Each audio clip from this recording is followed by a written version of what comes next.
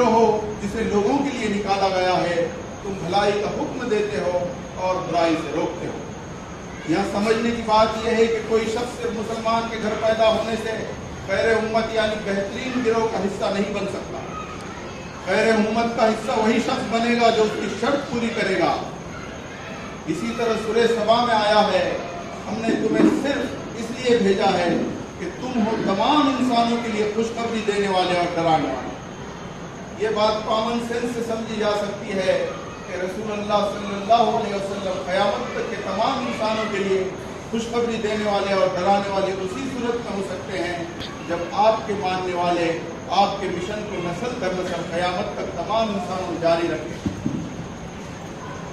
اسی طرح سورہ یوسف میں آیا ہے، کہو یہ میرا راستہ ہے، میں اللہ کی طرف بلاتا ہوں سمجھ بوجھ کر، میں بھی اور وہ لوگ بھی جنہوں نے میری پیروی۔ یعنی جس کام کے لیے مجھے بھیجا گیا ہے، میری پیروی کرنے والوں کو بھی قیامت تک نسل در نسل وہی کام کرنا ہے۔ سورہ البقرہ کی آیت 143 میں اور سورہ حج کی آیت 78 میں رسول کے لیے الفاظ آئے ہیں، یکون الرسول علیکم شہیدا، جس کے معنی ہے رسول تم پر گواہ ہے، یعنی رسول اپنے ہم زمانہ ہم اثر لوگوں پر حق کی گواہی دینے والا ہے، اپنے کنٹمپریری لوگوں پر۔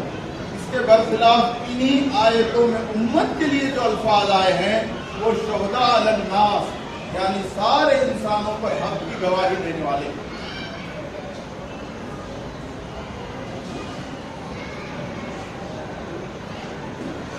یکون الرسول علیکم شہیدا کے الفاظ رسول کے لیے آئے، اور امت کے لیے جو الفاظ قرآن میں آئے وہ الفاظ شہداء علی الناس، یعنی سارے انسانوں پر حق کی گواہی دینے والے۔ سورہ بقرہ آیت 143 میں لفظ امت بتاتا ہے کہ ختم نبوت کے بعد یہ کام امت محمدی کے ذمہ ڈالا جا رہا ہے۔ اب اس نبی والے کام کی ذمہ داری کسی ایک انسان کی نہیں ہے بلکہ پوری امت کی ہے۔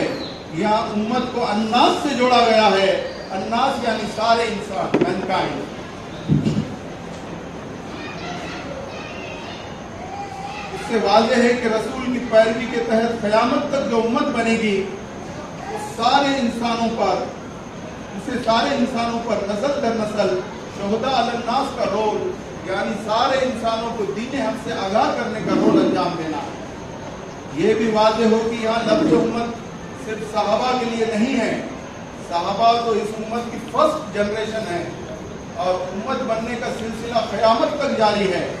اس امت کا فرد ممبر وہی انسان بنے گا جو شہداء علی الناس کے مشن میں اپنے آپ کو شامل کرے گا۔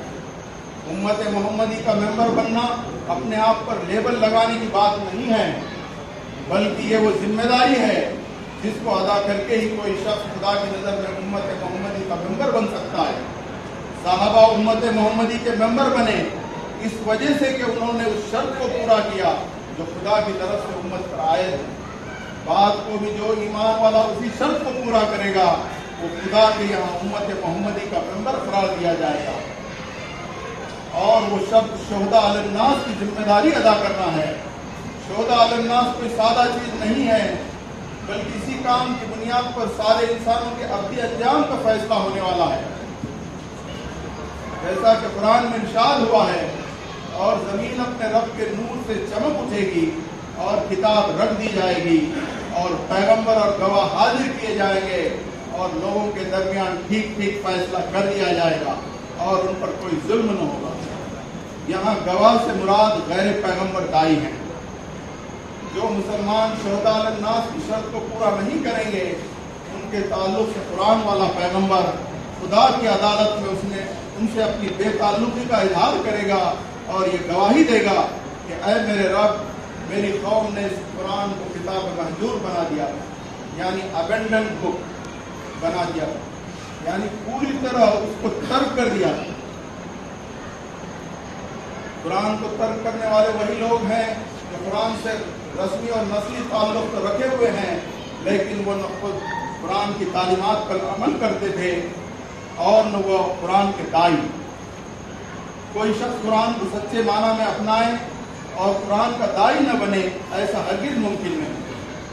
یہاں ایک اہم بات یہ بھی واضح ہوتی ہے کہ جن لوگوں کے تعلق سے خدا کا رسول اپنی بے تعلقی کا اظہار کرے گا ان کے لیے قرآن میں لفظ امت نہیں آیا ہے بلکہ لفظ قوم آیا ہے. یا وقال الرسول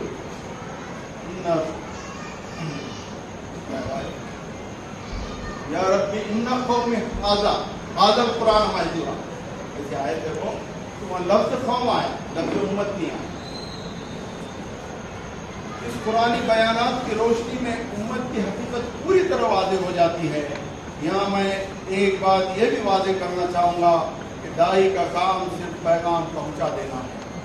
ارشاد ہوا ہے علیک البلاغ وعلینا الحساب, یعنی پہنچانا تمہارا کام ہے اور حساب لینا ہمارا کام ہے. صاحب اللہ تعالیٰ سے دعا ہے کہ وہ ہمارے اس مل کر بیٹھنے کو قبول فرمائیں اور اللہ منتظمین کی اس محنت اور محبت کو بھی قبول فرمائیں.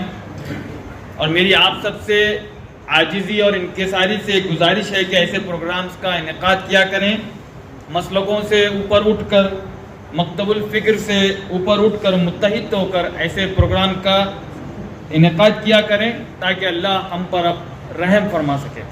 اسی طرح پروگرام کے اختتام کا اعلان کیا جاتا ہے. جزاک اللہ خیر.